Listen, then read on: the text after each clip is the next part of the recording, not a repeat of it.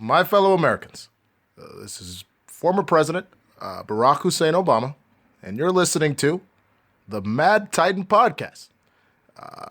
Please be sure to support this young brother from Chicago, Jay Washington, because he's a funny bastard. God bless you, and God bless the United States of America. I ignored my destiny once. I cannot do that again. Even for you. I'm the only one who knows that.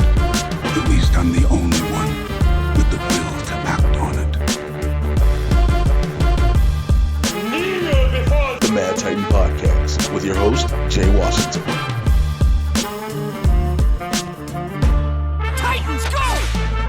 What's happening, everybody? I'm back. It is episode 43 of the Mad Titan Podcast with me, your resident supervillain, Mr. Jay Washington. I have been gone for about a couple weeks. The reason being, if you've been under a rock, I've been hella busy. Like, things have picked up in such a great way. I cannot complain. My only complaint is that I have not been able to drop this for you all sooner. I apologize for that. I always want to make sure that you guys have an episode of the podcast, and I try to get it out, but shit just got hectic. That kept me going well into the evening. By the time I thought I was going to record, I didn't have any time to, and this one is me by myself. People I've tried to have on, our schedules couldn't connect. I've tried to have a couple of different guests on, like some hitters, but schedules didn't work out. So I'm working on some things before the holidays get here. It gets super hectic. Being in LA, people leave out of town for the holidays because a lot of people are not from here. So I'm working on a lot. I got done doing some commercials for the California lottery. I got a chance to go again to Atlanta, Georgia, to the set of Black Lightning. Thank you to the CW Press, Lachelle Sargent, Cindy Nelson, Sammy Schechter, everyone. Thank you for your hospitality, your love to the cast and crew of Black Lightning. You all are amazing. As always, I got much love for y'all. Jordan, that includes you too, bro.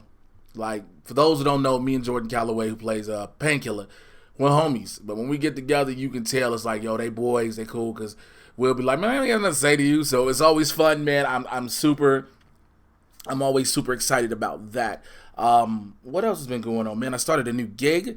So I was working at a nightclub downtown. Now I'm working at a nightclub in North Hollywood. So I went from one place to something that was closer. That was all. I don't know why I felt like I had to tell you about my security gig. It's because now I can go after work at 2:33 in the morning to the gym again, which is like, yay, more J selfies in the gym. That's what we need, inspiration.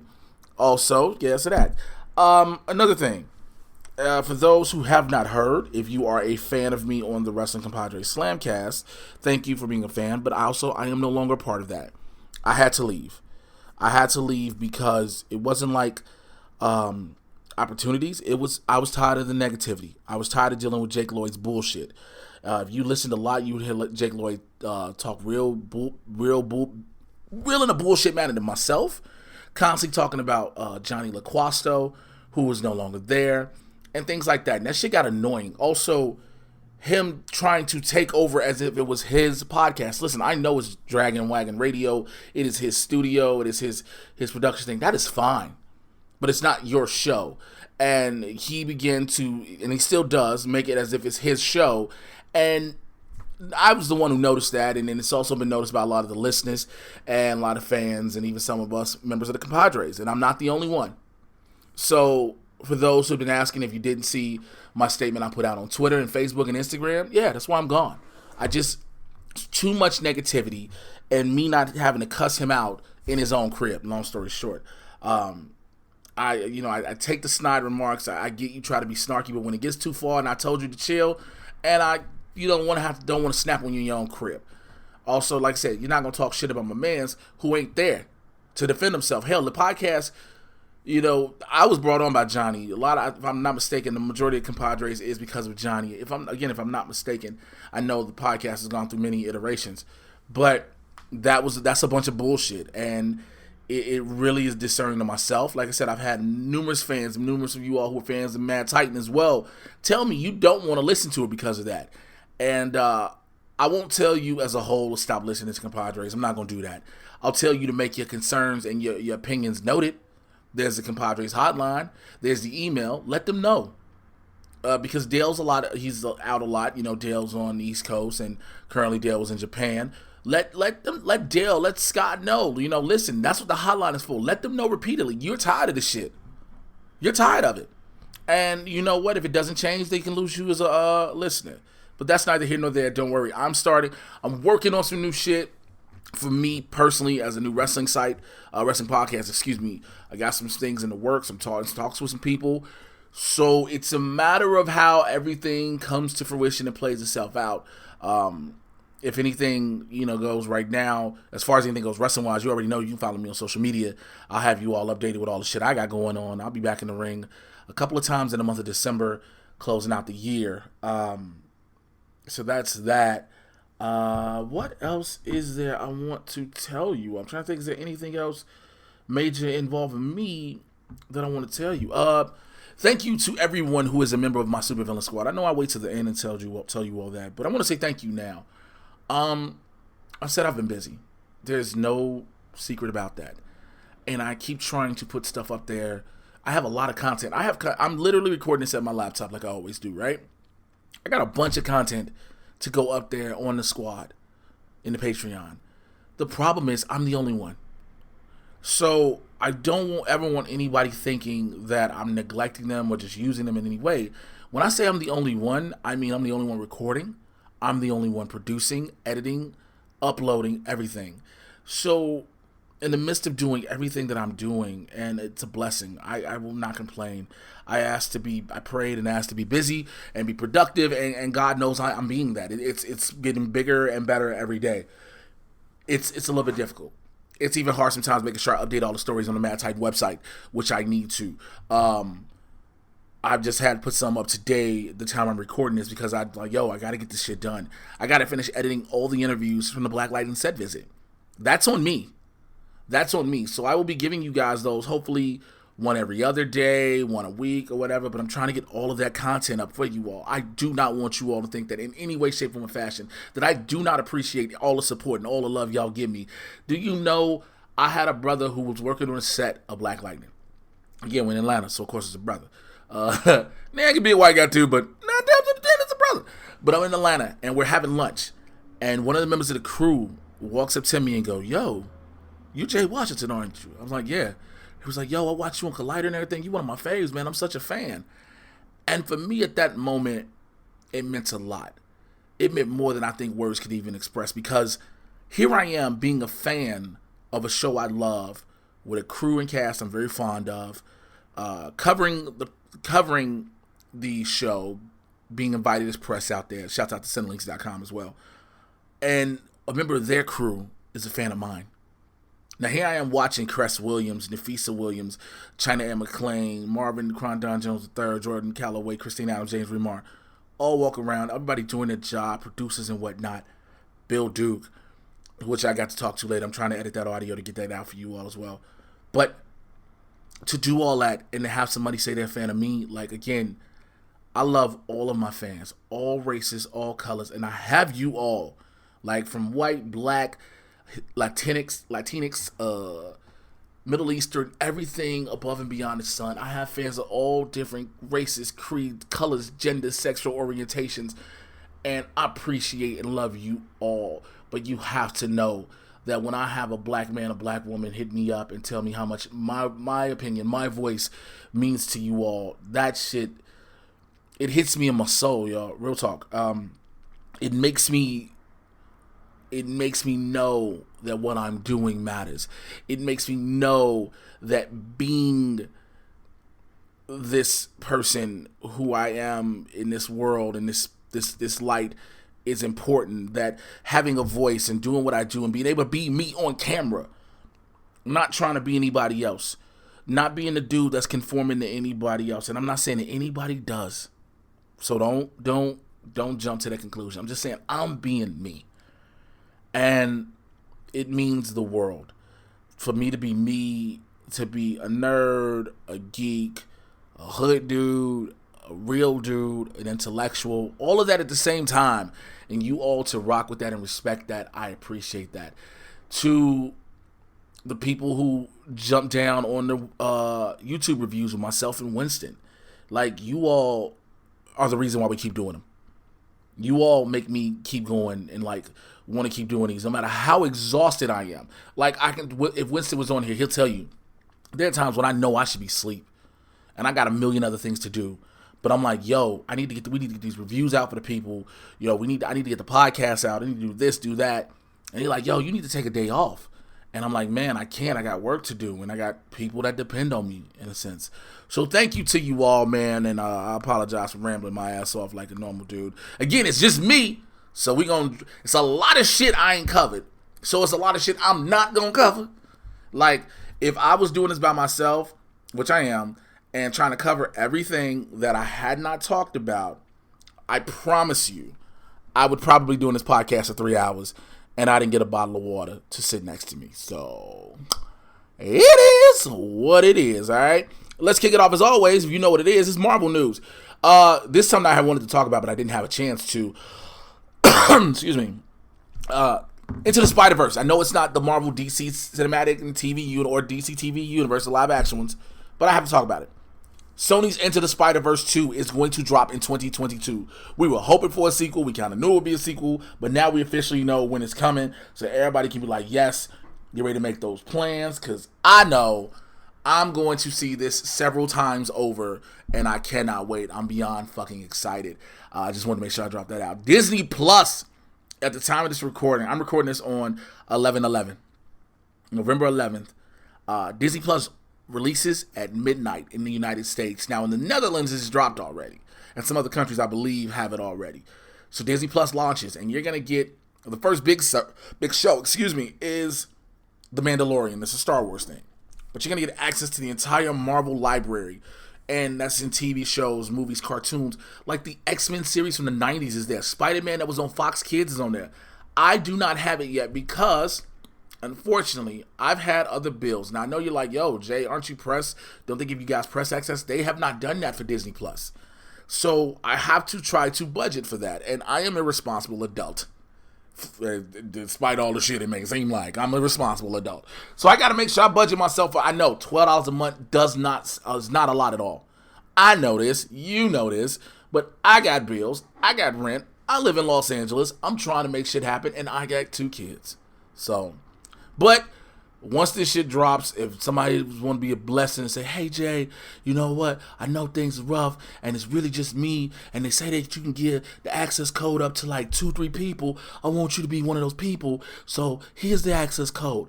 I'm going to tell you, you are a saint, and you are a blessing, and I will try to do some things for you. Just want to throw that out there. Also, I talked about this last week on Collider Movie Talk, and it really struck a nerve with me. So, at first, Disney was doing, when they put out their For Your Consideration campaign for the Avengers Endgame, one of the things they were not going to do was the actors and actresses, because the big story was Robert Downey Jr. Would he go for Best Actor, supporting? He supposedly did not want to, but everything else, all the technical stuff was going to happen, right? Well, Disney updated their campaign and then included Best Supporting Actor and Actresses categories. Now, I want you to hear, if you have not heard, who all is in Best Supporting Actor. Robert Downey Jr., Chris Evans, Mark Ruffalo, Chris Hemsworth, Jeremy Renner, Josh Brolin, Paul Rudd, Don Cheadle. Best Supporting Actress, Scarlett Johansson, Gwyneth Paltrow, Zoe Saldana, Karen Gillan, Brie Larson. It sounds as if, to make it fair across the board, they decided initially to just do everyone who was not dusted. Fair, right? All the Avengers who did not fall victim to the snap. This way you can't say you're favoring one over the other, because there are fans of some Avengers over others. There are people who are more fans of Chris Hemsworth than they are Robert Downey Jr., or some who are more fans of Don Cheadle than they are Josh Brolin, or Zoe Saldana than they are Karen Gillan or Scarlett Johansson, etc., etc. But there are some glaring omissions. Best Supporting Actor, like I just said, everyone that wasn't dusted. Bradley Cooper is not mentioned in there. And some people may say, well, Jay, he's only a voice, but he still is a supporting actor. There is no voice category in this. This is an actor. He is technically an actor in there. He has to deliver emotion, and we've seen behind-the-scenes footage of Bradley Cooper in the booth. Here's where I also got pissed. Denai Guerrero and Tessa Thompson are mentioned. Now, some people came at me on Twitter and said, well, what about the amount of lines they may have had warranted them? Also, okay, so I'm fine with that. Gwyneth Paltrow had minimal lines. Minimum. Brie Larson was gone 90% of the movie. Tessa Thompson plays a big role in a sense when you see her. Denai Guerrero as well. They all have similar amounts of lines, basically. So to have them not included in this is asinine. It's absurd. And if you notice, yes, I brought up Bradley Cooper as well. Just because, people be like, yo, it's just a race thing. It may be, but also that's a glaring omission as well when it comes to Bradley Cooper. I feel like if you're going to name all of these motherfuckers who were in the film that did not get dusted, you name all of them. Especially if you're going to put Gwyneth Paltrow and Brie Larson in there. Especially. Scarlett Johansson, yes. Karen Gillan, absolutely. Zoe Saldana, that doesn't happen till way later. But Robert Downey Jr., Chris Evans, Mark Ruffalo, Chris Hemsworth, Jeremy Renner, Paul Rudd, Don Cheadle, and Josh Brolin, yes. Yes. Including Bradley Cooper. So I'm hoping that before everything fully kicks off, there is some type of edit that will happen to that, because it's just really like, yo, that's kind of bogus. I feel that way. But speaking of, let's go back to Disney Plus. So, like I said, Disney Plus will launch by the time you hear this. So there are also Marvel Studio shows. There are many shows we know of. We know of Loki, WandaVision, Falcon and the Winter Soldier, Hawkeye. What was some of the other shit? Is some other ones as well. Let me double check my list because I know I had them written down. WandaVision, Falcon. Those are the Disney Plus shows we know of, and also the new ones: Moon Knight, Ms. Marvel, and She-Hulk. Well, Kevin Feige, Marvel Studios president Kevin Feige, has confirmed that the major characters that are being introduced in Disney Plus are going to appear in the big screen later. Yes, ladies and gentlemen, this is what he said, and I quote: "Some characters we've announced, like She-Hulk, Ms. Marvel, and Moon Knight, you will meet for the first time on a new Disney Plus show, and then they'll go into the movies. But the MCU will now go back and forth. It's specifically planned the Marvel Cinematic Universe will be in theaters and on Disney Plus. We are certainly doing cinematic art level productions for Disney Plus. The Falcon and the Winter Soldier is currently shooting, and just yesterday, I got back from the set of WandaVision, which is shooting.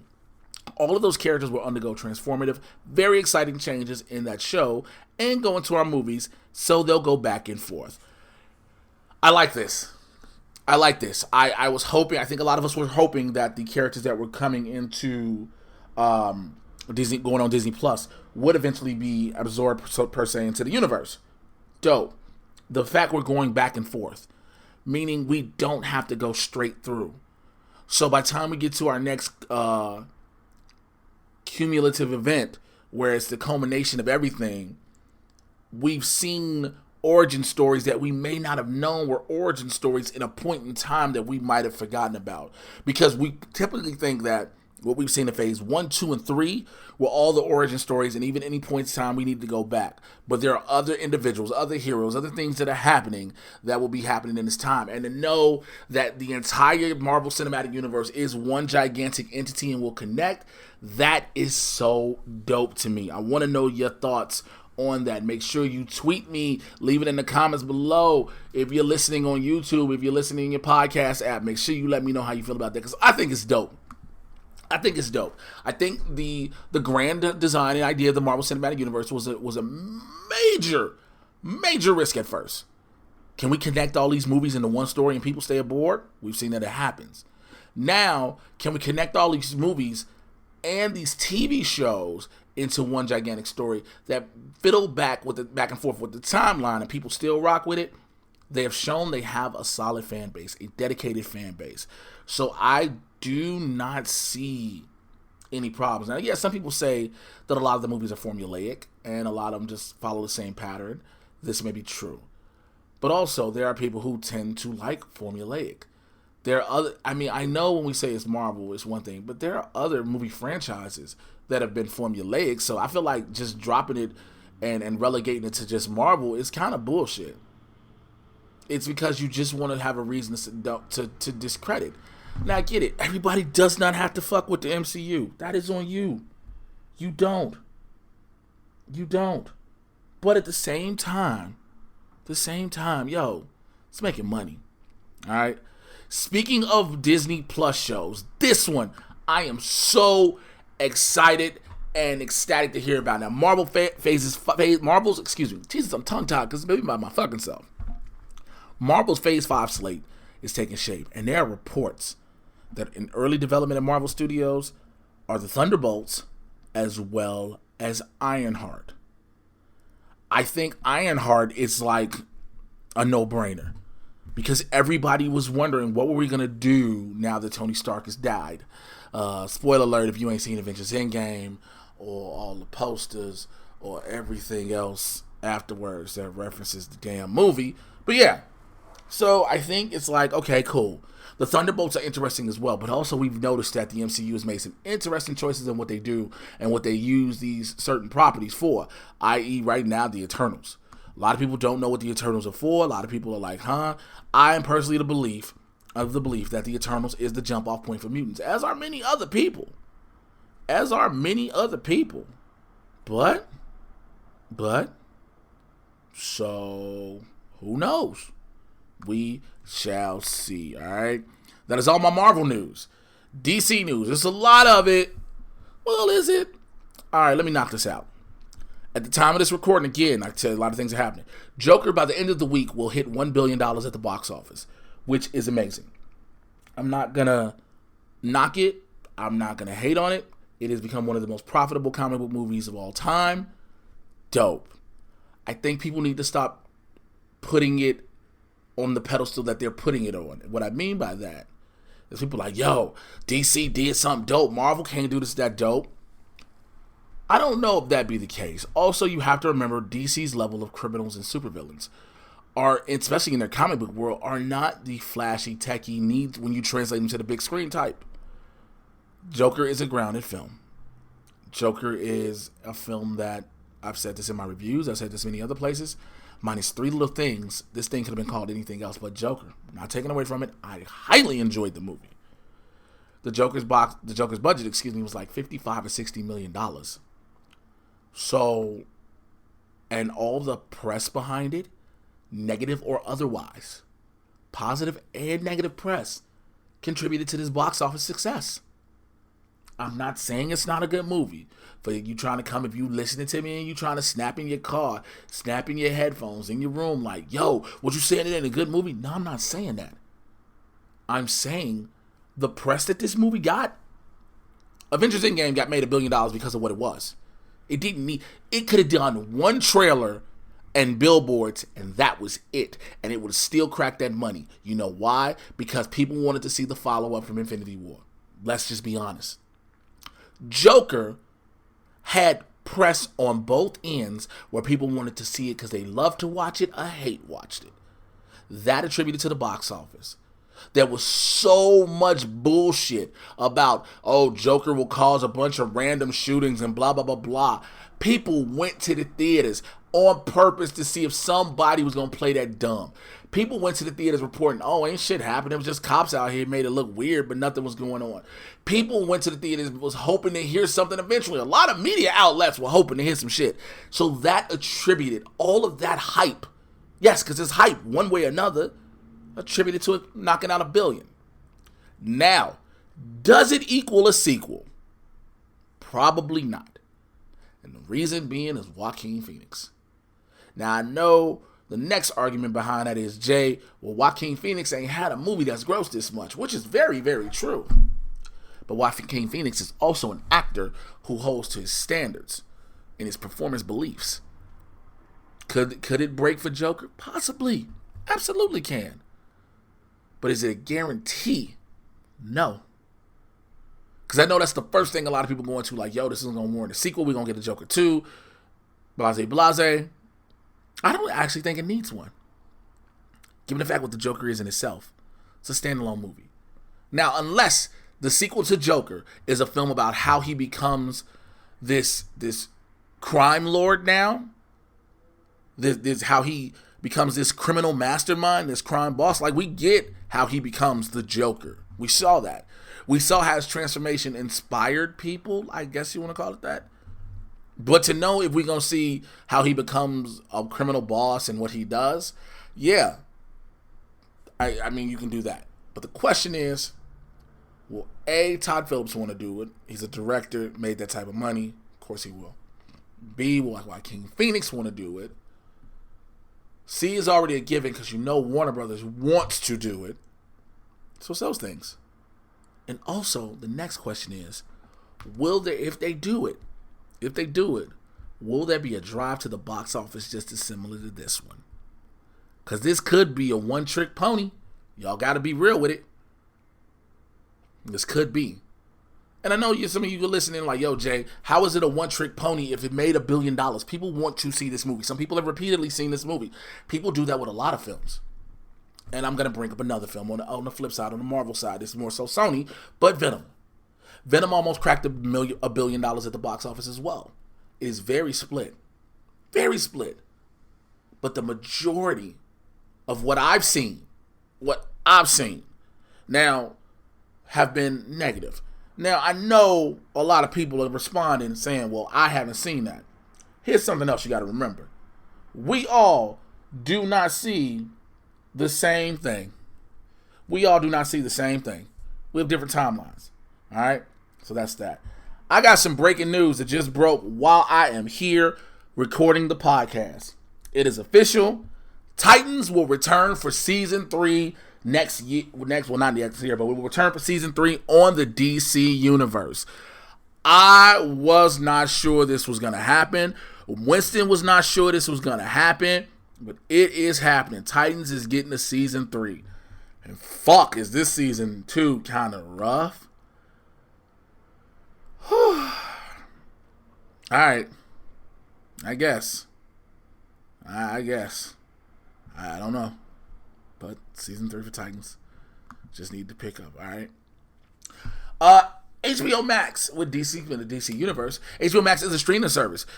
We have found out that Superman will be getting his own new TV show. Superman and Lois, I believe it's on the CW. And the Green Lantern is getting a TV show coming to HBO Max. Here's the crazy thing. I heard both of these shows were coming before the announcement. I have a lot of inside sources. I bullshit you not. I was talking to somebody who's been approached about the shows. And I'm not saying whether it's cast, crew, or whatever. But I knew these shows were happening. It's no secret, I knew. But there are certain things I am not allowed to divulge to you all. So, yeah. But, whatever. There also is talk that some films may end up on HBO Max. Some of those films being potentially Batgirl, Nightwing, and Booster Gold. Yes, those films are still in the works.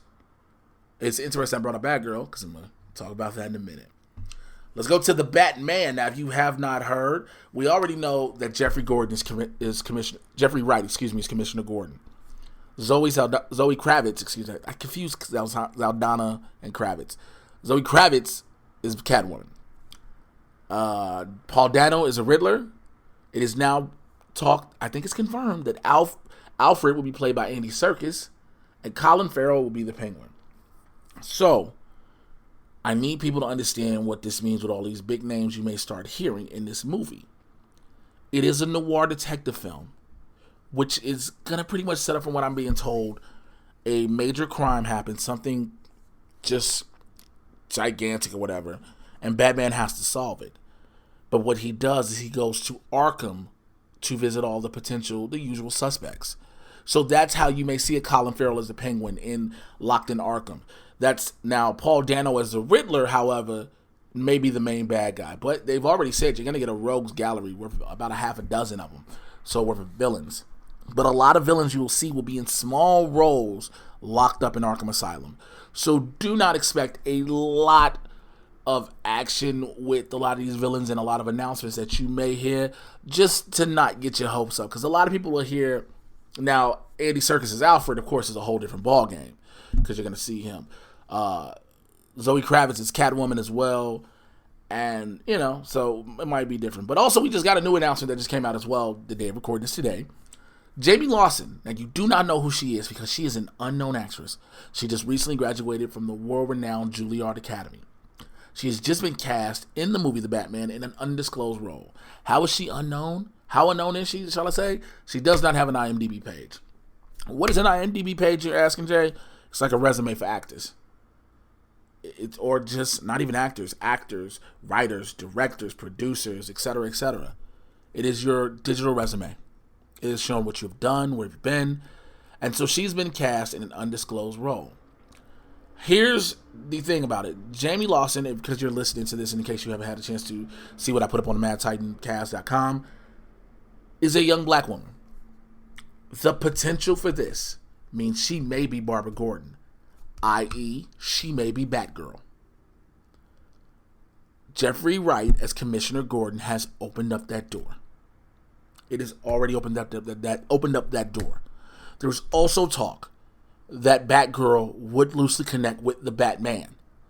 What better way to have it than you introduce her through the Batman, her being Jim Gordon's daughter, being inspired by the Caped Crusader, and subsequently going on to do her own shit. I don't see nothing wrong with it. I think it's possible.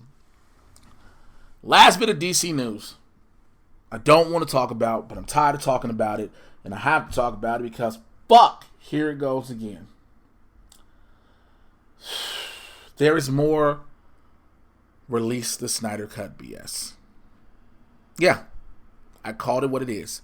It is BS. It is bullshit. You've had Jason Momoa say he's seen a version of it. You've had Kevin Smith said he's seen a version of it. Now you have Ray Fisher saying he's seen something and he wants people to see it. And I think we need to chill with this because here's the problem.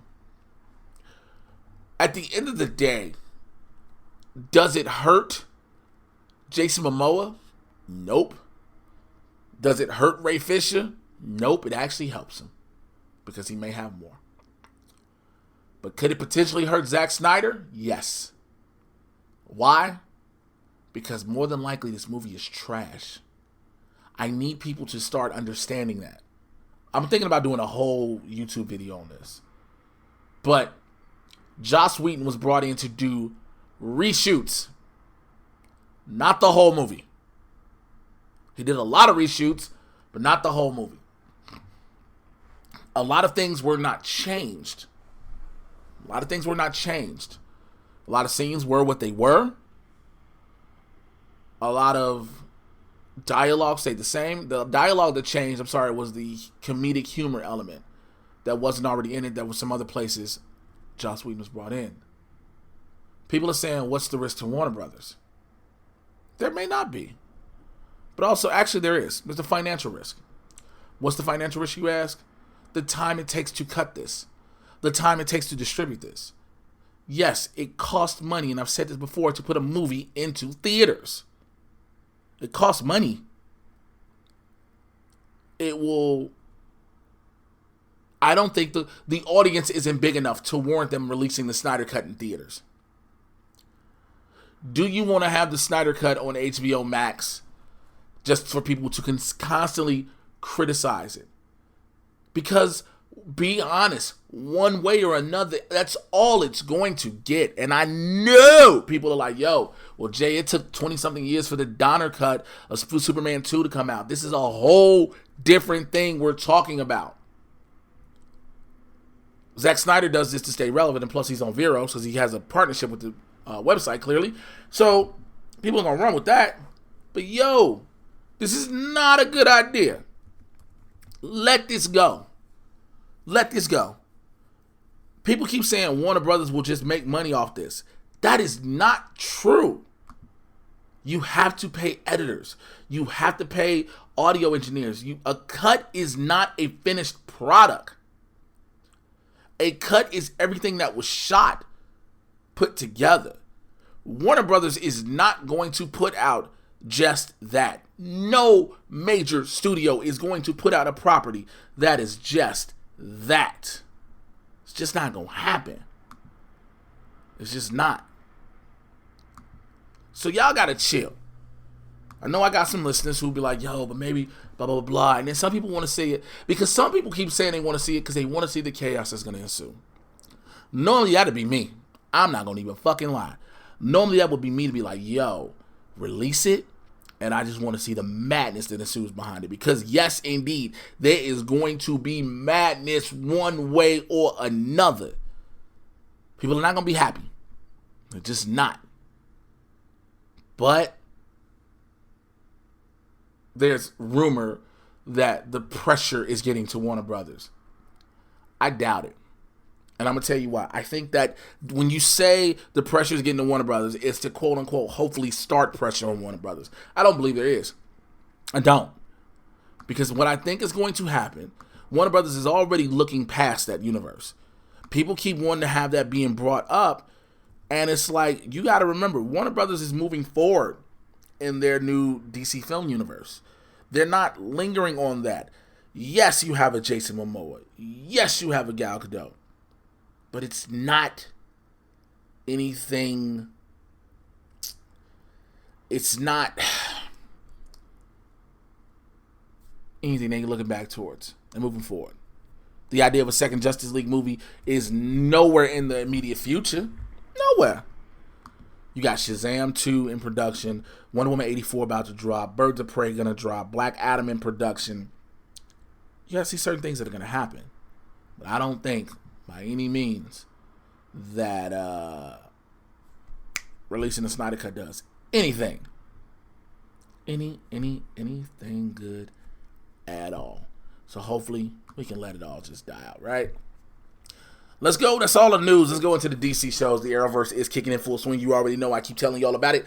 Everybody's looking forward to its Crisis, but you got to watch the shows that are happening, building up to it. Supergirl is getting really weird because now you got Lena Luthor working with Malefic, John Jones' brother, played by the great Phil Lamar. You got Kara trying to be Supergirl as well as helping William Day. I get it. I get these different stories. There's a lot of emotion. I also think now that Melissa Benoist has grown into this role so perfectly, so I'm rocking with it. Batwoman, on the other hand, god damn, this is terrible. I've been trying my hardest. I didn't watch the newest episode that just dropped, but the last episode I watched, Beth being a skin pirate just to get Kate's attention.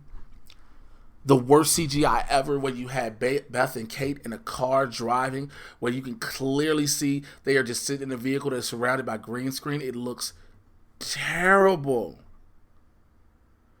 It's terrible. I kept hoping and praying and wanted this show to get better and hopefully grow on me and hopefully become something that was so dope. That ain't the case. Arrow, I'm 2 episodes in now.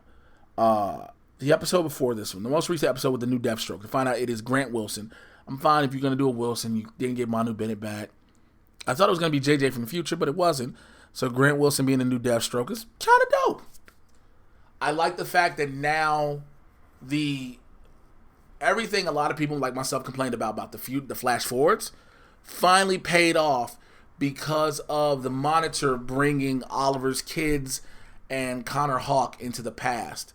So now Mia, William, and Connor are helping Team Arrow, and you had the friction in a sense between Connor and Diggle because Connor didn't want to tell Diggle how JJ turned out, and then Diggle's like, yo, how the fuck are you my kid, bro? I just saved you and your mama. Mia hating Oliver for hearing what he did, how he left them. William finally coming out to Oliver, and Oliver was like, nigga, I knew. All these different things, but again, to play forward, going into the Crisis storyline, it is how you have this gigantic assembly, this gigantic Justice League, which they will be called. Also, we got a teaser trailer that showed us a bit of Brandon Routh as his Kingdom Come Superman, Black Lightning involved. You saw Batwoman with Oliver and Mia, so things are happening. The Flash, it was good to see Danny Trejo back. It's sad that Gypsy's dead because that was a perfect way to write off a character. Like, yo, how we gonna get rid of Gypsy for sure, just in case she might pop back up? She's dead. And now Cisco and you and your new girlfriend gotta help mourn and solve the case of how she died and yourself killed yourself. And it was basically I think we've all been asking for a Cisco Ramon episode because Carlos Valdez deserves it. And so we got that shit. And I think it paid off, especially seeing him versus himself, Vibe versus Echo. It worked out very, very well. It worked out very well. The whole blood work thing, I don't know. It had potential to be good, but I just don't feel the actor as villainous. I feel like he's trying There's some actors you see play villains, men and women, and when they get into the role, you're like, damn, you're a bad guy. You're really terrible at some shit. But I look at him and I'm like, oh, you look in the mirror a lot and say, maybe I should make this face when I do this choice. And I'll say, raw. And I'll try to be evil. And I'll say, Kate, say, if I decide that if I'm going to direct the emotion, I'm going to figure out where's Ramsey's core right here. His blood ooze that is coming out of him. He's like a vampire, but he's still suave. Like, I feel like that's how dude fucking talks about it. Like, it's really how I feel. So I'm trying to get past that. Black Lightning. So the last episode was episode 4. It did not come back out. It will be back today at the time of recording. And Lynn being hooked on green light? Like, yo! Shouts out Agent Odell. Also, I like the fact how Anissa and Jefferson are into a shouting match at Anissa's crib, which, by the way, when you see, I got a chance to visit Anissa's crib on the set. The crib is dope. But to watch Anissa hold her own and, having Blackbird be one personality and eventually Thunder later, Agent Odell, played by the legendary Bill Duke, who I had the honor of talking to while I was in Atlanta.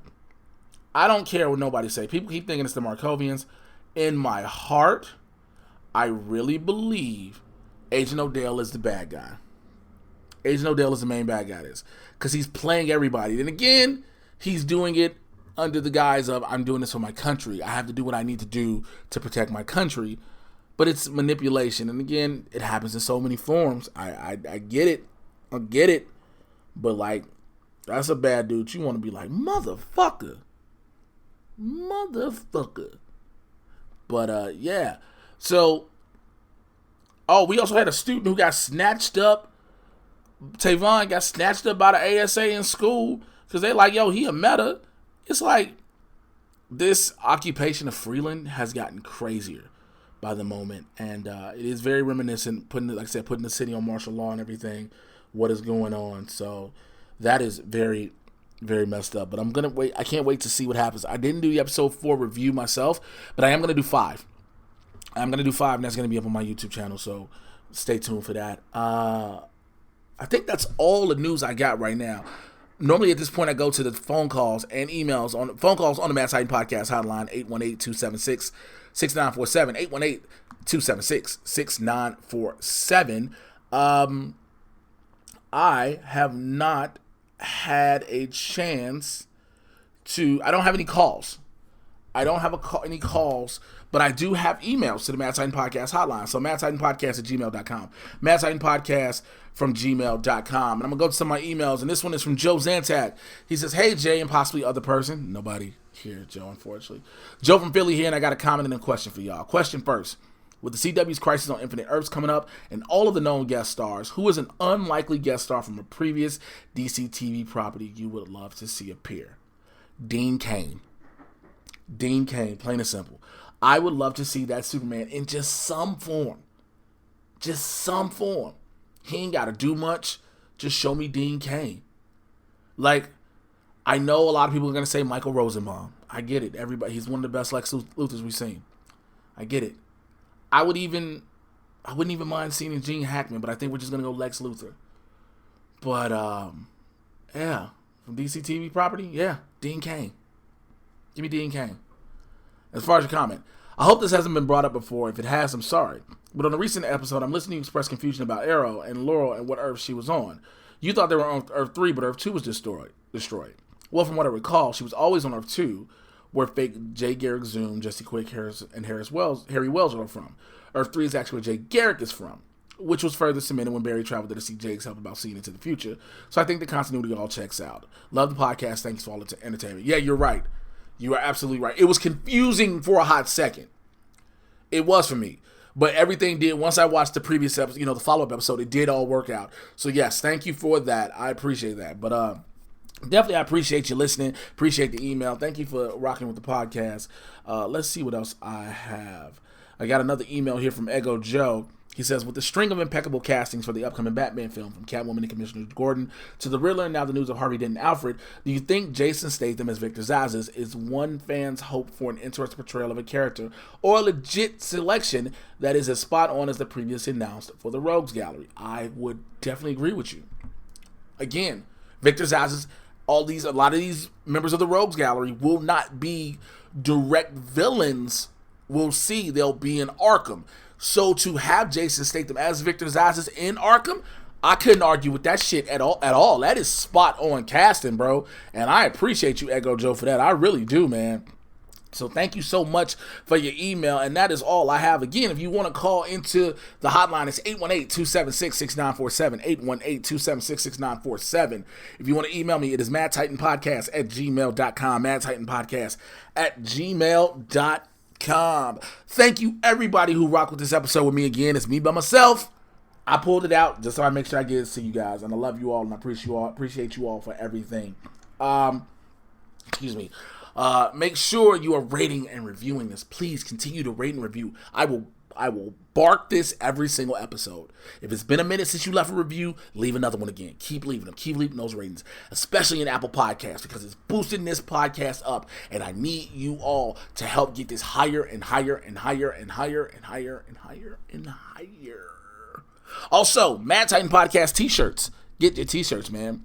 Go to tpublic.com/user/Mr. J Washington. That's MRJAY. You should know how to spell Washington. Speaking of which, find me on Twitter and Instagram at those handles, Mr. J Washington, spelled out for you. My Super Villain Squad on Patreon, patreon.com/Mr. J Washington. Again, I said it earlier. Thank you to every member of the squad. I am grateful for you all. I'm very appreciative. And thank you to all the members of the squad. Adelia Chamberlain, Akeem J. Brown, AZ Badfish, Brandon Buckingham, California Joe, Kasi Nachalobe, David Adams, DJ Snacks, Greg Morrissey, James Smart, Jim Mason, John Mariano, Jeffrey Chardorn, LK, Marcus Burton, Marcus Kennedy, Mikey Lito, Paisley Darts, Rudy Ueda, Steve Tozen, and the Prince that wasn't promised. Thank you all. If you all want to become a patron, you just want to show your love and your support for the podcast and everything I do, please go ahead. $5. If you want to drop 10, 20, all I ask at the minimum is 1 to 5. That's what I'm asking. If you want to show love in a higher amount, and if you want to do that, it is on your heart, and I am grateful for you. And I will thank you so much for that, all right? I got a lot that's going to come up. A lot of stuff, especially the holidays. Stuff's going to get kind of weird. But I want you to all to stay tuned. Now, like I said, I'm back wrestling, I believe, December 7th and 16th, I think. I got to get the date. But if you're in the Los Angeles area, please come on out for that. I will holler at you guys next week, man. Thank you all for rocking with me. I love y'all. I appreciate y'all so much. Again, the Black Lightning interviews will be up on my YouTube channel, youtube.com/JAY Washington 80. That's what I forgot. Holler at y'all later. Take care. I'm out of here. Peace.